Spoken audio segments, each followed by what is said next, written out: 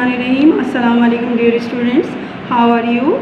I am Miss Rukhsana, chemistry subject teachers. We have started chapter 1 from your chemistry book. Then we have discussed about these topics: what is chemistry, its definition and importance, landmark in history chemistry, chemistry and society, branches of chemistry. We all discussed this chapter, and in my second lecture I have discussed about the question answer from this chapter. Today from this chapter, chapter 1, we will do multiple choice question MCQs, and the first MCQs is: early Greeks believed in 4 elements, which were air, fire, earth, and the options are given: water, gas, oxygen, none. The correct option is water. Greeks जो थे पहले believe करते थे कि matter जो है वो बना हुआ है किन किन चीज़ों में, जो हमारे इसमें इर्द गिर्द चीज़ें नज़र आती हैं उनमें चीज़ें शामिल हैं: एयर यानी हवा, आग, मिट्टी और पानी. The second is Al-Razi divided chemical substances on the basis of their, the options, 4 options are here: A, living origins; B, non-living origins; C, living and non-living origins; और D है none. तो अब इसमें जो करेक्ट आंसर है वो क्या है? Living and non living origins. Al-Razi was the first scientist. He made the division between the living and non-living origins. He divided the things which are our surrounding in 2 groups: living and non-living origins. The third is: which branch of chemistry deals with carbon compounds? Options are: A, biochemistry; B, inorganic chemistry; C, organic chemistry; D, physical chemistry. The correct answer is organic chemistry, क्योंकि organic chemistry में मैं आपको बता चुकी हूँ कि वो तमाम कंपाउंड्स को हम डिस्कस करते हैं इस ब्रांच में जो हाइड्रोकार्बन जो कंपाउंड्स होते हैं कंटेनिंग, यानी इसमें हाइड्रोजन और कार्बन कंपाउंड्स मौजूद होते हैं, उनको हम डिस्कस करते हैं. जो कार्बन कंपाउंड्स वाले हैं तो वो कौन से आ जाएंगे? Organic chemistry. The fourth is: which branch of chemistry is the backbone of medical science? The options are: biochemistry; B है inorganic chemistry; C, organic chemistry; D, analytic chemistry.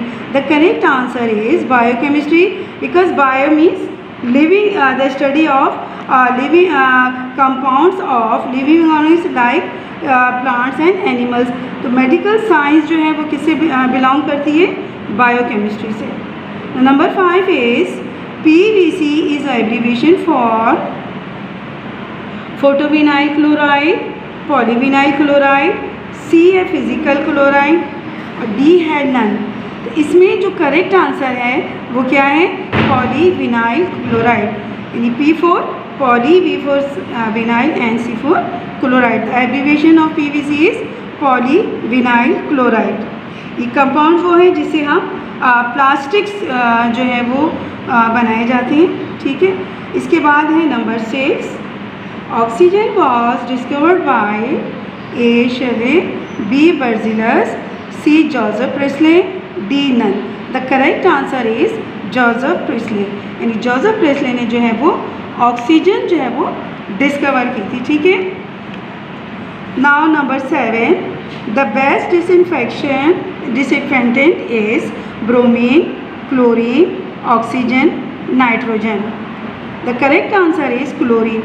Chlorine disinfectant यानी micro organisms को किल कर देता है. पानी जो अक्सर जो क्लोरिनेटेड किया जाता है वो इसमें यही गैस शामिल होती है. Now number 8: the periodic arrangement of element was the resulting of Avogadro's, Mendeleev's, डेलिंग्स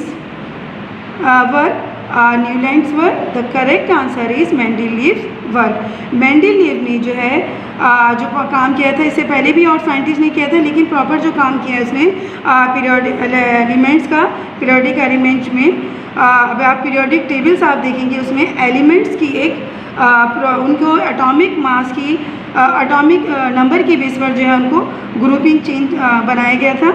इससे पहले जो है एटॉमिक मास पर जो है वो उनकी ग्रुपिंग की गई थी।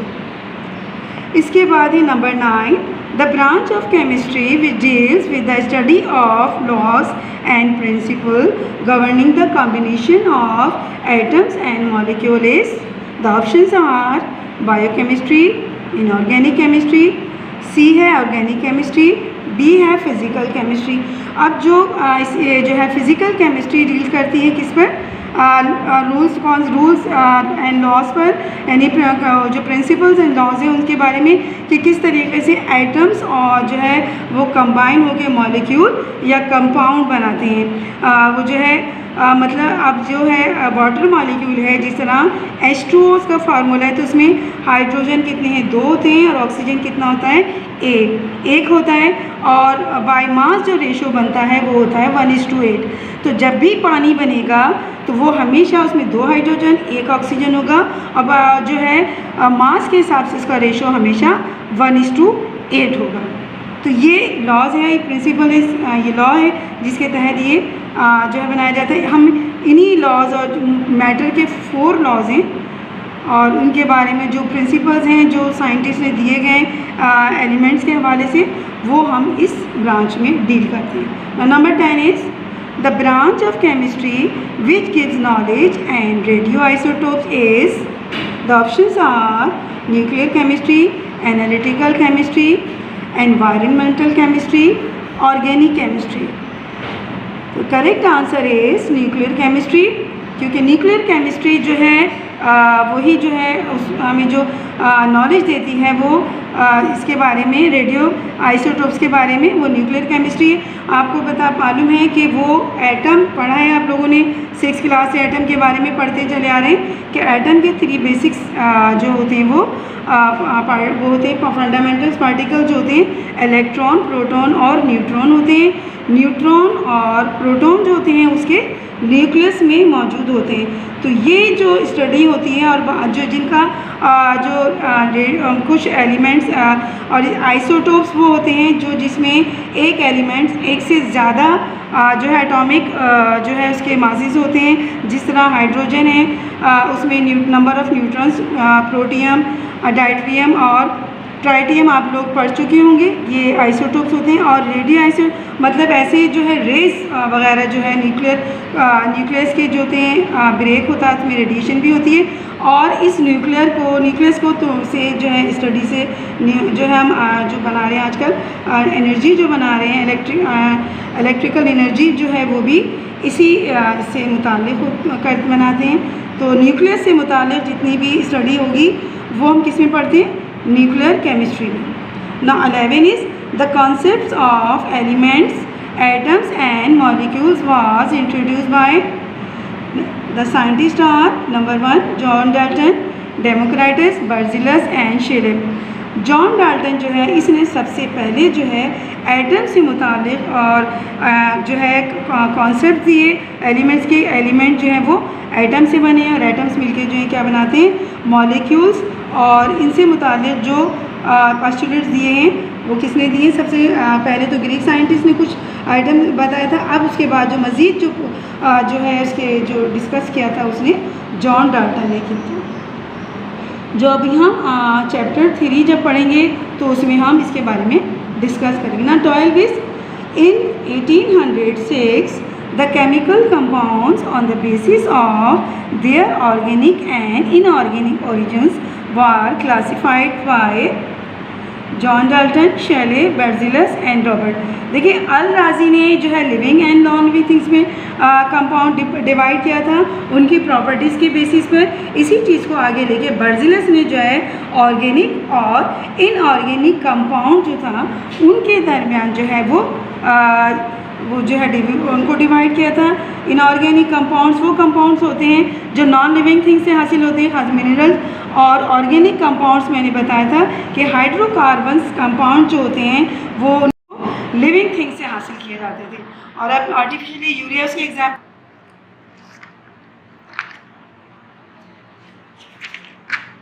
now number 13, the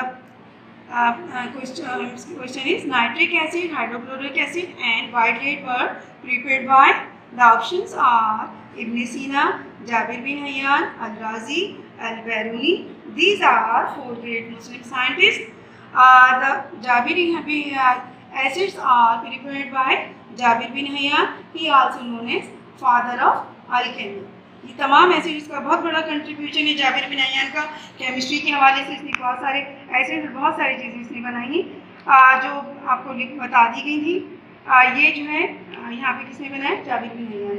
number 14 is one who is known as father of alchemy, A Ibn Sina, B Berzelius, C Scheele, D Jabir bin हय्यान।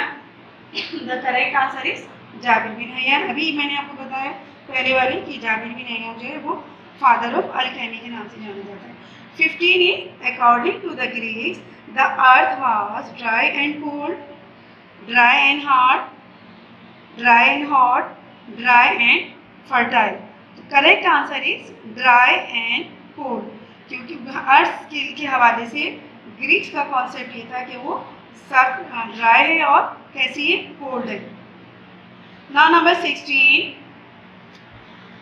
various alcohol, acids and medicines were discovered by A. Muslim scientists, B. Greek scientists, C. American scientists, D. German scientists. The correct answer is Muslim scientists. Now MCQs number 17. The Muslim provide a period from 600 AD to 600 AD is known as the period of A. Physician, B. Alchemists, C. Medicinists, D. Physics. The correct answer is Alchemists. Chemistry के हवाले से इस period में बहुत ज़्यादा काम किया गया। 18. The first scholar who used opium as an anesthesia was Ibn Sina, Al-Biruni, Jabir bin Hayyan, Al-Razi. Al-Razi was the first physician and surgeon जिसने ओपियम जो है वो बेहोश करने के लिए सबसे पहले इस्तेमाल की। ओपियम जो है कॉमनली आप जानते हैं इसका नाम है अफ्यून, अफ्यून के नाम से आप वाकिफ़ होंगे। वो इस्तेमाल की थी बेहोश करने के लिए। इससे पहले जो है बेहोशी किए बगैर जो है ऑपरेशन होता था, और आप सोच रहे हैं कि वो किस कदर मुश्किल होता होगा, कितना होता है। लेकिन एक बहुत बड़ा कारनामा अल-राज़ी का ये भी है कि उसने जो है बेहोश करने की एक दवा मतलब ओपियम को इस्तेमाल किया ताकि जो पेशेंट है वो उसको इतनी अज़ियत और तकलीफ़ ना हो। Now number 19, one who is known as expert surgeon, physician and philosopher is Ibn Sina, Al Razi, अल-बिरूनी, Jabir bin Hayyan. The correct answer is Al-Razi. Now number 20 is the densities of different substances were determined by Ibn Sina, Jabir bin Hayyan, Al-Biruni, Al-Razi. Al-Biruni ने मुख्तलिफ जो substances थी उनकी densities मालूम की। और what is density? Density is the ratio between the mass and volume. यानी mass and volume यानी कोई भी मास चाहे सॉलिड हो लिक्विड हो, वो गैस है वो क्या करता है, वो एक जगह घेरता है, और जब वो जगह घेरता है तो उसके हवाले से जो है जो रेशो होता है उसे हम डेंसिटी कहते हैं। ना number 21, ethyl alcohol is prepared by the fermentation process, A Al Razi, B Ibn Sina, C Al Biruni, D Jabir bin Hayyan. Fermentation ये होती है कि माइक्रो ऑर्गेनिज्म बैक्टीरिया जैसे होते हैं उनको ऑक्सीजन जब चाहिए होती है तो वो जो जिस तरह ग्रेप्स वगैरह होते हैं उनको क्या करते हैं, उनको मॉलिक्यूल्स को ब्रेक करते हैं, ग्लूकोज को तोड़ते हैं जिससे वो ऑक्सीजन रिलीज होती है। उसके नतीजे में जो है वो अल्कोहल बनती है। इस प्रोसेस को हम फर्मेंटेशन कहते हैं। Number 22 is the Roman introduce the enamelation Enameling, A is metals, B clay, C pottery, D plastic. Enamelling जो है वो बर्तनों पे जो पहले ज़माने में कवर जो पहले ही शायद चलाई जाती थी, तांबे पे, जिस तरह आप लोगों ने अक्सर सुना होगा कि सोने पर चांदी का पानी चढ़ा दिया है, या इसी तरह या बर्तनों के ऊपर भी जो है इनको आजकल भी होता है कि पॉट्स को ज़्यादा खूबसूरत बनाने के लिए उन पर एक लेयर दूसरी मेटल्स की चढ़ा दी जाती है, उसे हम एनामेलिंग कहते हैं। Now 23, the compounds we use generally in toothpaste are known as chlorine compound, fluoride compound, phosphate compound and sulfide compound। जो टूथपेस्ट हम इस्तेमाल करते हैं जो माइक्रो ऑर्गेनिज्म को किलिंग के लिए एंटी उसके, तो ये जो कंपाउंड है वो है फ्लोराइड कंपाउंड जो हम अपने टूथपेस्ट में इस्तेमाल करते हैं, उससे related. Now 24, the study of carbon dioxide is made by Joseph Black, Robert Boyle, Mendeleev, Bohr. तो कार्बन डाइऑक्साइड किसने बनाई थी? जोसेफ ब्लेक ने। Now number 25, the oxygen constitute about 1/5 of air is discovered by A Lavoisier, B Robert Boyle, C Scheele, D Berzelius. मैंने आपको बताया था और उसका नाम लिया था कि ऑक्सीजन के हवाले से। तो लेबोजियर ने जो है जो बनाई थी डिस्कवर किया था कि ऑक्सीजन का 1/5 हिस्सा जो है वो ऑक्सीजन जो 1/5 हिस्सा है हमारी एयर का।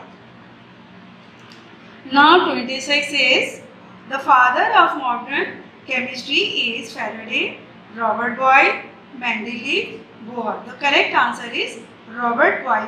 जिस तरह मैंने भी बताया था कि जावेद बिन हयान जो है वो केमिस्ट्री के हवाले से फादर ऑफ अलकेमी, लेकिन जो उसके बाद जो केमिस्ट्री के जो डिस्कवरीज की गई, जो कुछ मालूमात की, उसके लिए जो है वो हम रॉबर्ट बॉयल जो है उसे हम the father of modern chemistry कहते हैं। Now 27 is the theory about the structure of an atom is given by Faraday, Robert Boyle, Mendeleev और बोहर। एटम के बारे में जो स्ट्रक्चर के बारे में थ्योरी दी वो साइंटिस्ट हैं बोहर।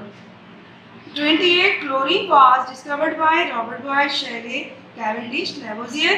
क्लोरीन जो है वो शेले ने डिस्कवर की। 29, hydrogen was discovered by Robert Boyle, Scheele, Cavendish और डलिंग। तो हाइड्रोजन किसने डिस्कवर किया? कैवेंडिश ने। Now 30, polyvinyl chloride PVC is a kind of A lead, B gas, C liquid और D प्लास्टिक। मैंने आपको पहले बताया था जब एब्रिविएशन में कि ये प्लास्टिक जो है वो अभी जो बनाई गई है वो यही कंपाउंड है, पॉलीविनाइल कंपाउंड। ना 31 is Henry Becquerel and Madam Curie अब discovered the atom, molecule, mole और रेडियोएक्टिविटी। रेडियोएक्टिविटी क्या है? जब ज़्यादा एटॉमिक नंबर जिसमें हाइड्रोजन का बन होता है, आपने और भी पढ़ा होगा कि वो कार्बन का 6 जो होता है, नाइट्रोजन का 7 होता है। तो इसी तरह जो बढ़ते चले जाते हैं तो जिन एटम्स का एटॉमिक नंबर 88 से अबव होता है खुद ही ब्रेक हो जाते हैं और उनसे रेज या रेडिएशन निकलने लगती है। उस हमारे प्रोसेस को हम रेडियोएक्टिविटी कहते हैं। 32 of eliminating phenomena, observation, hypothesis, theory and knowledge. जब भी कोई मसला होता है, कोई चीज़ होती है प्रॉब्लम, तो हम पहले किससे शुरू करते हैं? उन फैक्ट से शुरू करते हैं जो हम ऑब्जर्व करते हैं। तो सबसे पहला टूल्स क्या है? किसी भी मसले को फिनोमेना को हल करने के ऑब्जर्वेशन है ना। Number 33 the information obtain from observation called observation, hypothesis, theory, knowledge. जब जो है जो हमारे फैक्ट्स और ऑब्जर्वेशन जो हम कलेक्ट करते हैं, बार बार कलेक्ट करते हैं, वो जब काफ़ी हद तक कन्फर्म हो जाती है तो उसे हम थ्योरी कहते हैं। Now number 34 explanation of phenomena which is still only a trial idea is called hypothesis. Hypothesis क्या है कि वो जब हम ऑब्जर्वेशन मुख्तलिफ साइंटिस्ट किसी चीज़ के लिए फैक्ट जमा कर रहे होते हैं, इसे हम हाइपोथेसिस कहते हैं ना। नंबर 35, लेकिन अभी वो प्रूफ नहीं होता, वो सिर्फ जो है ट्रायल आइडिया होता है। Number 35 theory tested again and again and is found according to the facts giving value. Prediction is called hypothesis, theory, knowledge, scientific law. देखिए, पहले ऑब्जर्वेशन होता है, फिर मजीद फैक्ट जमा, उसे हाइपोथेसिस कहते हैं। जब बहुत ज़्यादा फैक्ट जमा हो जाती है तो थ्योरी चेंज हो सकती है। लेकिन जब पूरे एक्सपेरिमेंट के बाद हम कोई चीज़ कंफर्म करके कोई साइंटिस्ट बता दें, उसे हम साइंटिफिक लॉ कहते हैं। तो आज यहाँ पे इतने सारे जो MCQs 35 के करीब करवाएं। उम्मीद है कि आप लोगों को समझ आ गए होंगे। आप अपना काम जैसे जैसे दिया जा रहा है साथ साथ अपने रजिस्टर पर कर लीजिएगा, और ताकि आप लोगों को आगे काम करने में मसला नहीं हो।